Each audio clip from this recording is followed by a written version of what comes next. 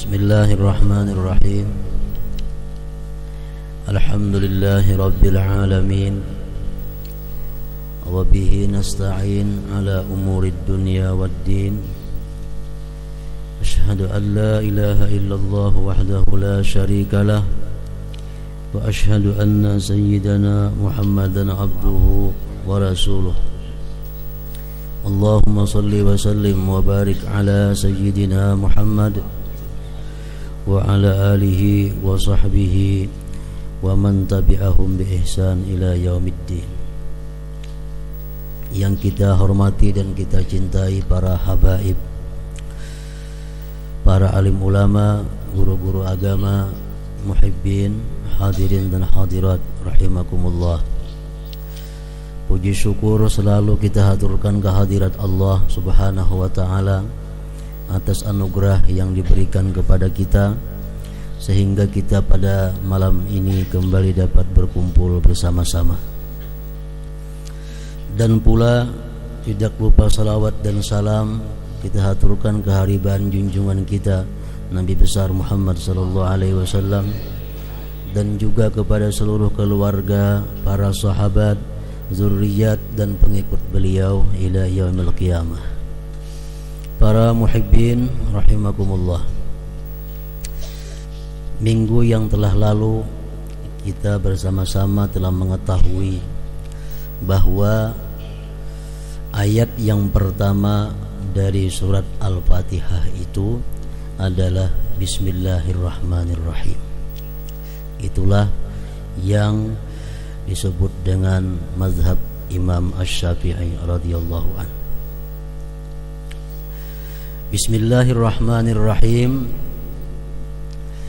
artinya adalah dengan nama Allah yang Maha Pengasih lagi Maha Penyayang. Abda'u, aku mulai.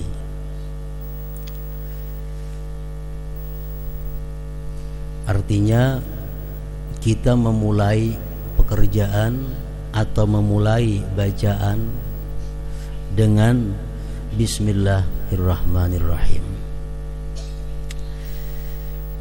Kita mengucap Bismillahirrahmanirrahim itu banyak makna yang terkandung di dalamnya. Pertama, tabarruk bismillah, kita mengambil berkah dengan nama Allah. Oleh karena itu ada yang menanyakan kenapa dengan nama Allah tidak langsung dengan Allah. Karena di situ bismillah artinya dengan nama Allah. Jakanya langsung aja bang, billah dengan Allah, tanahap sedikit. Para ulama menjawab pertanyaan itu dengan beberapa jawaban. Pertama, membedakan dengan sumpah dan tabarruk. Karena bila mana billah itu bisa artinya dengan Allah, bisa juga artinya demi Allah. Nah, untuk membedakan itu lalu disebut bismillah. Yang kedua, mereka menjawab dengan nama Allah. Artinya adalah nama Allah saja sudah bisa mendatangkan berkah, apalagi billah dengan Allah. Kalau andai kata langsung dengan Allah, maka itu memberikan paham seolah-olah dengan namanya tidak ada berkah. Nah, jadi kalau dengan namanya aja sudah ada berkah, apalagi dengan Allah. Nah, oleh karena itu disebut Bismillahirrahmanirrahim. Pertama, kita mengambil berkah dengan nama Allah. Jadi sebelum kita berbuat sesuatu, sebelum kita melakukan sesuatu, pertama dahulu kita mengambil berkah dengan nama Allah. Yang kedua, ta'zimun lillah. Kita mengucap Bismillahirrahmanirrahim itu ada di dalamnya mengandung membesarkan Allah. Ta'zim. Kita mulai sesuatu dengan nama Allah, Nah, itu membesarkan Allah. Dan lagi dengan bismillahirrahmanirrahim itu kita mukhalafatul musyrikin, kita berbeda dengan orang-orang musyrik. Orang musyrik biasanya mereka setiap ingin memulai sesuatu perbuatan, mereka mengatakan demi berhala, demi apa, Tuhan-Tuhan yang disembahnya itu. Nah, sedangkan kita kaum muslimin bismillah, dengan nama Allah. Kemudian lagi di dalam bismillahirrahmanirrahim itu ada mengandung bahwasanya kita itu al-inqita' ilallah. Kita hanya berharap, kita hanya berpegang hanya kepada Allah. Dalam melakukan sesuatu perbuatan yang ingin kita lakukan, kita hanya semata-mata berpegang kepada Allah. Kita semata-mata hanya mengharapkan rahmat Allah. Bismillah, dengan nama Allah. Yang lain tidak ada. Nah, dan lagi dengan kita mengucap bismillahirrahmanirrahim, di situ ada al-iqrar bil uluhiyah. Kita mengakui ketuhanan. Kita mengakui bahwa Allah itu Tuhan yang Maha Pengasih lagi Maha Penyayang. Dengan mengucap bismillahirrahmanirrahim itu terkandung juga di dalamnya adalah isti'anatun billah, minta pertolongan kepada Allah. Artinya aku mulai membaca, aku mulai melakukan ini dengan nama Allah yang Maha Pengasih lagi Maha Penyayang. Artinya apa? Dengan meminta pertolongan kepada Allah yang Maha Pengasih lagi Maha Penyayang. Dan yang tidak kalah pentingnya, dengan kita mengucap bismillahirrahmanirrahim sebelum kita melakukan sesuatu yang mulia itu, tardus syaitan, gunanya pula adalah menolak syaitan. Kita makan, kita mengucap sebelumnya bismillahirrahmanirrahim, syaitan menjauh daripada kita. Kita memakai pakaian, sebelumnya kita baca bismillah, syaitan menjauh dari pakaian kita. Kita minum, kita mengucap bismillah, syaitan menjauh daripada minuman itu. Jadi bismillahirrahmanirrahim itu adalah tardun lisyaitan, juga menolak bagi syaitan. Dihikayatkan dalam beberapa kitab, iblis mengutus dua anak buahnya. Pertama syaitan si A, kedua syaitan si B. Syaitan A diutus oleh iblis untuk mengurus Fulan bin Fulan agar dia tersesat. Syaitan nang B ini pun diutus oleh iblis untuk menggoda seseorang lainnya agar dia tersesat. Diberi waktu sekian hari oleh iblis. Hari demi hari, akhirnya datang kedua syaitan tadi kepada tuannya iblis. Syaitan nang saya kung ini datang kurus, pakaian cumpang camping, merigat. Sedangkan syaitan nang saya kung ini sekali datang awak lamak, pakaian rapi, nicis. Ujar iblis, kenapa ikan bina berubah datang keduanya nih? Ujar nang kurus karing itu, nang pakaiannya cumpang camping tadi, wahai iblis, engkau mengutus aku kepada laki-laki nang bila makan bismillahirrahmanirrahim, bila hendak minum bismillahirrahmanirrahim, hendak berpakaian bismillah, hendak berkendaraan bismillah, turun dari rumah bismillah. Jadi aku kata ada kesempatan untuk menggoda laki-laki itu. Akhirnya ia kejadianku macam ini, awak kurus karing bagi cumpang camping, ikam nang lamak nini bang berpakaian pinarapi ini apa? Aku ikam utus wahai iblis kepada orang nang makannya kada bismillah, minumnya kada bismillah, berpakaiannya kada bismillah. Ya macam ini jadinya aku lamak pakaian baik. Artinya apa? Setiap kita makan makanan kada mengucap bismillah sebelumnya, itu syaitan ikut makan bersama kita. bukan mengurangi kanyangnya kepada kita, tapi mengurangi berkah makanan itu. Makanan yang kurang berkah itu apa jadinya? Membuat kita malas untuk taat, malas untuk ibadah, malas untuk berbuat kebaikan. Itu akibat daripada makanan yang kurang berkah. Jadi kada gampang, bukan masalah inting. Kalau kita makan bismillahirrahmanirrahim, walaupun makannya sedikit, makanan ini jadi berkah.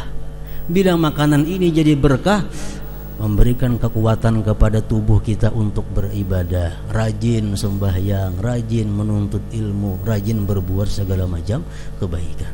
Nah, jadi itu pentingnya bismillahirrahmanirrahim ini sebelum makan dan minum itu. Para muhibbin rahimakumullah, Ibnu Mas'ud berkata, "Man arada ay yunjiyahullah minaz zabaniyah at-tis'ata ashar falyaqul bismillahirrahmanirrahim li'anna hurufaha tis'ata ashar." Ujar Ibnu Mas'ud, bismillahirrahmanirrahim itu hurufnya ada 19. Hitung mulai ba itu sampai mim 19 hurufnya. Dan malaikat zabaniyah, malaikat neraka, malaikat yang khusus menyiksa orang-orang yang menentang Allah, itu jumlahnya 19.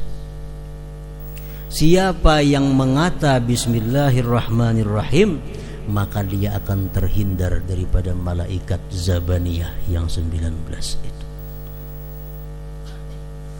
Al-Quran mengatakan, wa ma adraka ma saqar la tubqi wa la tazar lawahatun lil bashar 'alaiha tis'ata ashar. Tahukah engkau neraka? Neraka itu tidak meninggalkan, tidak menyisakan daging, rambut daripada tubuh kalian, semua dibakarnya. Lawahatun lil bashar, dia menghancurkan kulit-kulit manusia. Bismillah tis'ata ashar, di atas neraka itu ada 19 malaikat yang disebut dengan zabaniyah. Bila kita membaca bismillahirrahmanirrahim dengan hati yang bersih dan penuh keimanan, 19 huruf bismillahirrahmanirrahim itu mendinding kita, mencegah kita daripada cengkraman malaikat zabaniyah yang 19 itu. Ini khusus bismillahirrahmanirrahimnya. Lain yang hendak makan, lain istilah membaca bismillahirrahmanirrahim. Kalau kita membaca Ratibul Atas, itu sudah ada di sana. Ratibul Atas ada bismillahirrahmanirrahim, bismillahirrahmanirrahim, bismillahirrahmanirrahim, bismillah tahassadna billah. Nah, jadi ada bismillah 3 kali di situ. Dan dalam ratib lain itu kada ada. Hanya ada di Ratibul Atas bismillahirrahmanirrahim, beliau mengulang-ulang 3 kali. Bila kita baca itu dengan hati yang bersih, dengan penuh keimanan, mendinding kita daripada malaikat zabaniyah tadi. Para muhibbin rahimakumullah. Nah, jadi bismillahirrahmanirrahim, kita membaca Fatihah, artinya aku memulai membaca surat Fatihah ini dengan nama Allah yang Maha Pengasih lagi Maha Penyayang. Geritik hati hendak membaca Al-Quran, minat, keinginan hati untuk membaca Al-Quran, untuk sembahyang, untuk berbuat kebaikan, itu merupakan nikmatul uzma, nikmat yang besar, nikmat yang agung. Bila hati kita ini ada tegaritik hendak membuat menuntut ilmu, hendak membaca Al-Quran, hendak sembahyang, ada minat dalam hati kita, itu nikmat Allah yang agung kepada kita. Kita baca bismillahirrahmanirrahim, aku mulai, ini pekerjaanku, ini sembahyangku, ini bacaanku dengan bismillahirrahmanirrahim, itu nikmat yang agung. Bila mana kita dapat nikmat, apa yang paling layak kita katakan? Kita dapat nikmat, apa yang paling berhak kita sebut? Tidak ada lain selain daripada Alhamdulillahirabbil alamin. Nah, itu orang sembahyang khusyuk kalau mengerti, orang mengerti kalau sembahyang khusyuk. Nah, bismillahirrahmanirrahim, dengan nama Allah aku sembahyang, aku bisa membaca Quran, itu nikmat Allah. Lalu alhamdulillahi rabbil alamin, segala puji bagi Allah, Tuhan semesta alam. Rasulullah sallallahu alaihi wasallam bersabda, alhamdulillah thamanu kulli ni'mah. Alhamdulillah itu adalah harga tiap-tiap nikmat. Allah memberi kita nikmat, kita alhamdulillah lunas. Bila Allah memberi nikmat kepada kita, kita kadang mengucap alhamdulillah, kita belum bayar nikmat itu. Alhamdulillah thamanu kulli ni'mah. Alhamdulillah itu adalah harganya nikmat.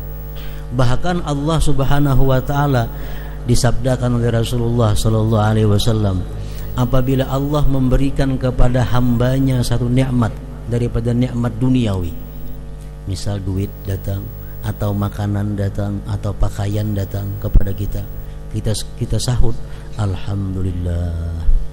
Allah berfirman, ujar Allah apa? Itu lihat hambaku, dia ku beri sedikit, dia ku beri dunia yang tidak ada artinya, tapi dia balas aku dengan ucapan yang sangat besar yang abadi sampai hari akhirat nanti. Alhamdulillahirabbil alamin. Rasulullah sallallahu alaihi wasallam bersabda lagi, alhamdulillah amanun lin ni'mah min zawaliha. Bila kita dapat nikmat lalu kita ucap alhamdulillah, itu adalah merupakan keamanan daripada hilangnya itu nikmat. Kita dapat nikmat, alhamdulillah, insyaallah ini nikmat akan tidak hilang, tidak akan dibinasakan oleh orang. Alhamdulillah amanun lin ni'mah min zawaliha.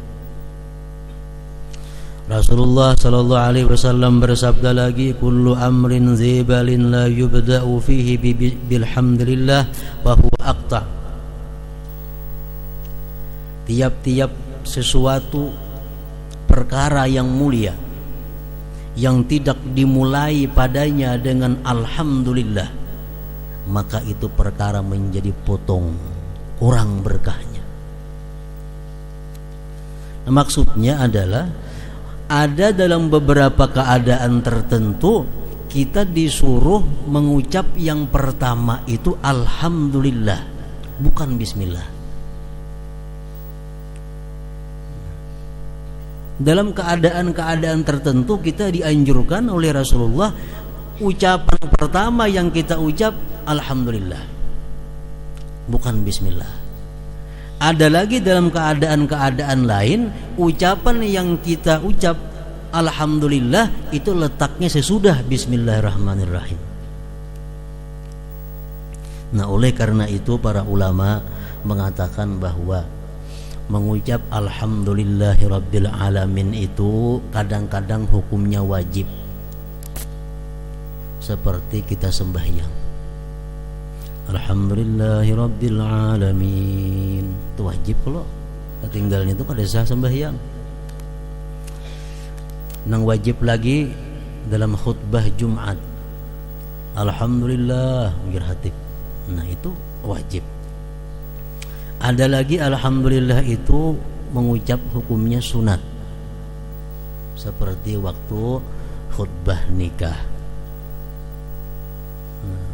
Khutbah nikah itu dimulai dengan alhamdulillah, itu sunat. Memulai doa dengan alhamdulillah itu sunat.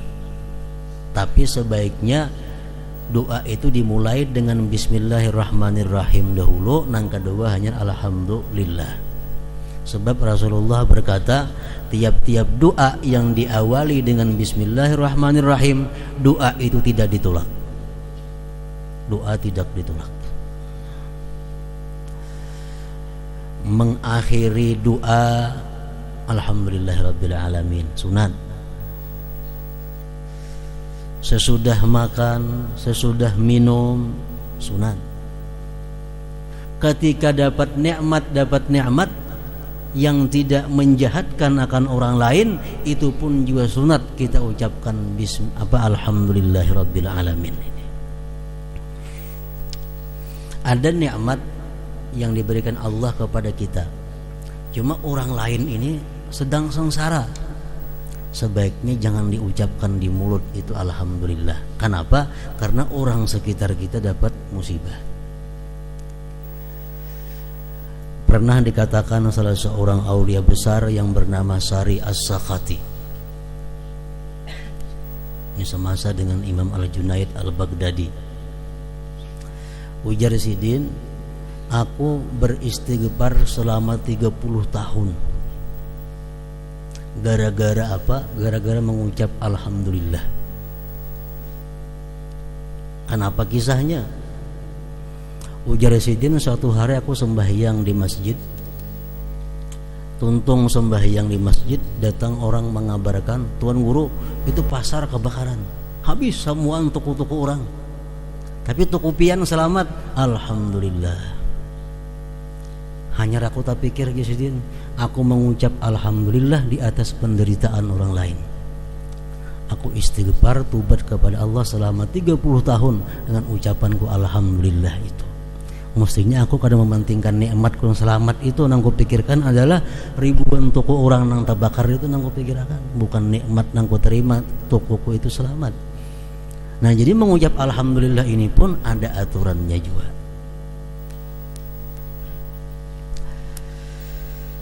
Mengucap alhamdulillah bisa makruh bila mulut kita bernajis atau kita berada di tempat-tempat najis, tempat kotor lainnya. Dan mengucap alhamdulillah ini bisa pula haram bila mana kita gembira dengan maksiat. Orang menang berjudi alhamdulillah, itu menggenali dosanya. Orang minum arak meriga alhamdulillah. Nah, ini adalah ucapan alhamdulillah bukan menambah pahala, tapi justru menambah dosa kepada yang mengatakannya. Para muhibbin rahimakumullah, alhamdulillahi rabbil alamin itu kadang-kadang dalam beberapa keadaan alhamdulillah ujungnya diganti kada rabbil alamin, tergantung keadaan yang menuntutnya. Seperti kita habis bangun guring, Rasulullah mengajarkan kalau kita bangun guring, apa yang kita baca? Alhamdulillahilladzi ahyana ba'dama amatana wa ilaihin nusyur. Jadi orang itu mengetahui hati kita ini apakah untak dengan Allah, apakah hati kita ini selalu berada dalam kasih sayang Allah. Mengetahuinya salah satunya adalah orang itu bila bangun guring, alhamdulillahilladzi ahyana ba'dama amatana wa ilaihin nusyur. Artinya apa?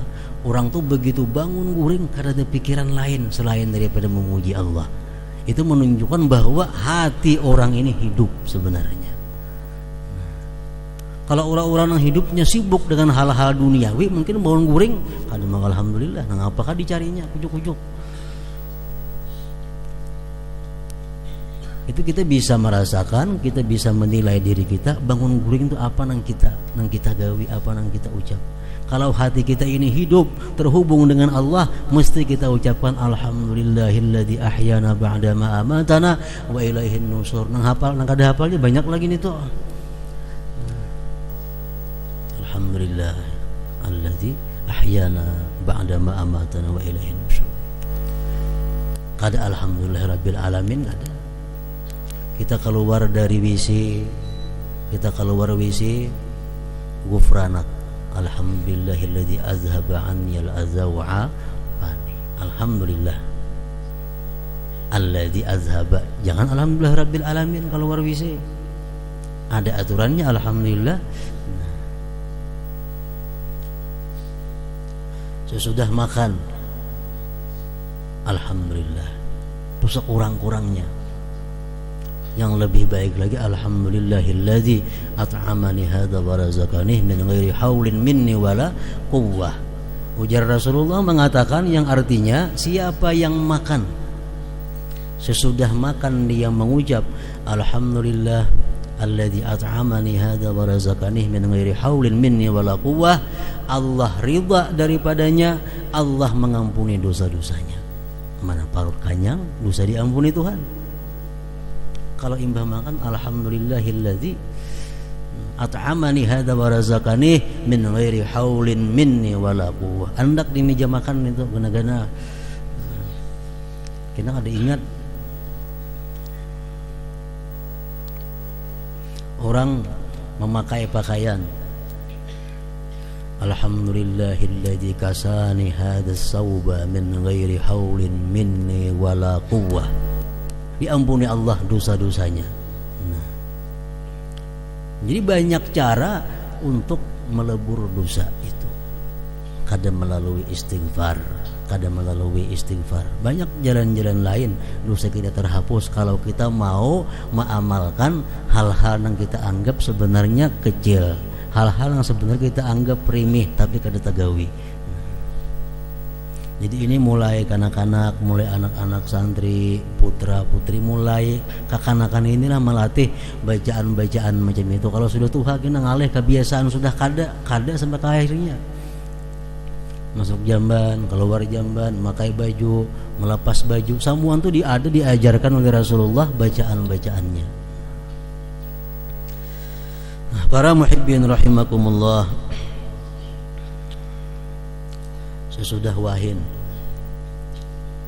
bersin alhamdulillah, itu minimal. Tabaik sedikit alhamdulillahi rabbil alamin. Tabaik lagi alhamdulillah ala kulli hal. Tabaik lagi alhamdulillahi rabbil alamin ala kulli hal. Nang taharat lagi alhamdulillahi hamdan tayyiban katsiran mubarakan fihi mubarakan alaih kama yuhibbu rabbuna wa yarda. Kalau kita wahin, kita baca itu, berebut malaikat mencatat amal ibadah kita itu, menurut sabda Rasulullah sallallahu alaihi wasallam.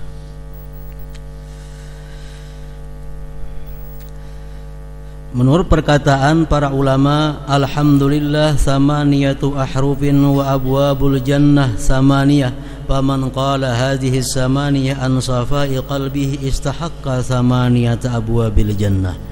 Alhamdulillah itu adalah 8 huruf. Pintu surga pun 8 huruf. Siapa-siapa yang mengata alhamdulillah dengan hati yang bersih, maka dia akan berhak untuk masuk ke 8 pintu surga itu. Duduk kita imbah makan kah, kita renungi nikmat Allah, diberi makanan, kawa menyuap, kawa mengunyah, kawa masukkan ke dalam parut. Kita renungi nikmat-nikmat itu, akhirnya alhamdulillah. Nah iya itu artinya 8 huruf.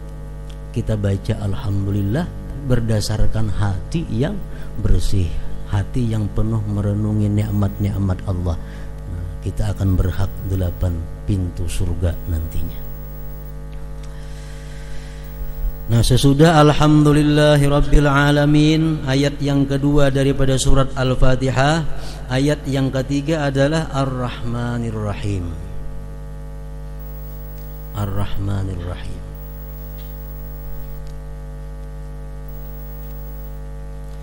Alhamdulillah artinya segala puji bagi Allah.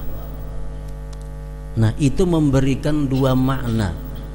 Satu maknanya kita menetapkan bahwa adanya Allah.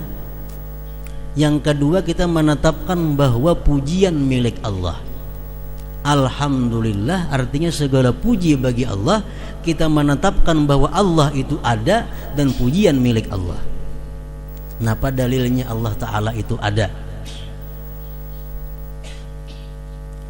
Rabbil Alamin, itu dalilnya. Rabbil Alamin.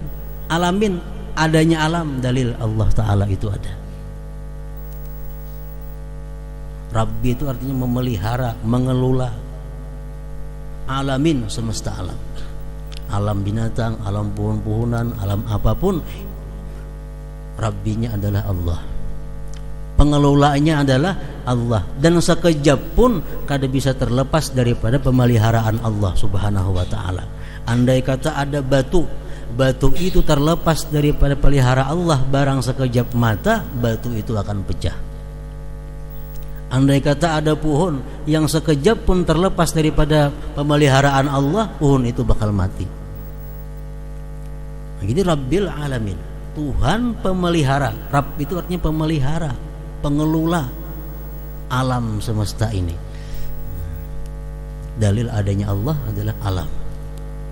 Dalil Tuhan itu berhak dipuji, Ar-Rahmanir Rahim, Maha Pengasih, Maha Penyayang. Itu arti yang biasa kita pakai. Ar-Rahmanir Rahim itu Maha Pengasih, Maha Penyayang.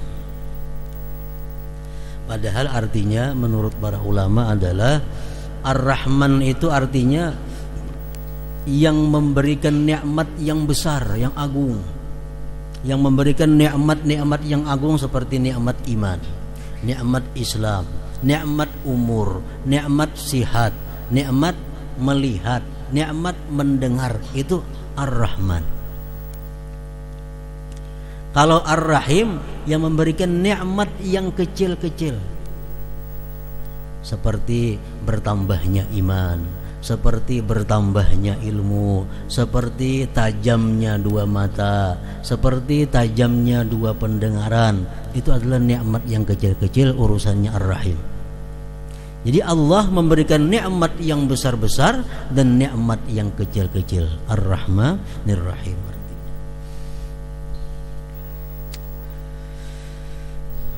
Para muhibbin rahimakumullah, di situ ada memberikan sesuatu kesan yang menyebabkan kita itu takut dan menyebabkan kita harap.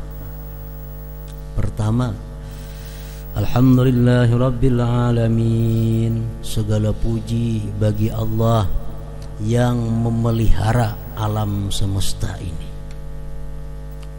Itu kalau pikiran kita sekilas, orang yang mampu memelihara alam semesta ini begitu kuat orangnya, begitu dahsyat orangnya, karena dia mampu mengelola alam semesta. Itu kalau pikiran kita sekilas. Tapi Allah menyambung, Ar-Rahmanir Rahim, pengasih penyayang, yang mengelola alam semesta. Tadi orangnya bukan pemarah kada, bukan keras kada, tapi Ar-Rahmanir Rahim, Maha Pengasih, Maha Penyayang. Nah, dengan adanya Ar-Rahmanir Rahim ini, hati kita ada senang, hati kita ada gembira, karena Tuhan yang mengelola kita ini adalah orangnya pengasih lagi penyayang. Kalau kita selalu berpikir bahwa Allah itu pengasih penyayang, itu yang dipikirkan, itu kita akan tertipu dengan Allah. Lalu Allah memberikan ketegasan lagi di ayat yang berikutnya, Maliki Yaumiddin. Allah itu bujur pengasih penyayang, tapi dia adalah raja di hari kemudian. Dan ngaran raja itu apa orangnya? Pasti bersikap adil. Arti adil apa? Memperhitungkan segala sesuatu yang besar dan yang sekecil-kecilnya. Itu membuat kita takut lagi kepada Allah Subhanahu wa ta'ala. Nah, jadi artinya apa? Kita membaca surat Al-Fatihah itu hati kita ini bulak-bulik antara gembira, senang dengan Allah dan kembali takut kepada Allah Subhanahu wa ta'ala. Alhamdulillahirabbil alamin, Ar-Rahmanir Rahim, Maliki Yaumiddin, raja pada hari pembalasan nanti.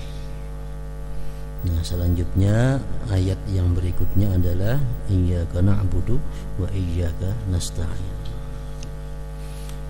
Kita membaca surat Al-Fatihah yang kita hadiahkan untuk Habib Zain bin Ahmad Al-Idrus agar beliau disihatkan, diafiatkan oleh Allah Subhanahu wa ta'ala. Wa ila hadratin Nabi sallallahu alaihi wasallam. Al-Fatihah. Bismillahirrahmanirrahim.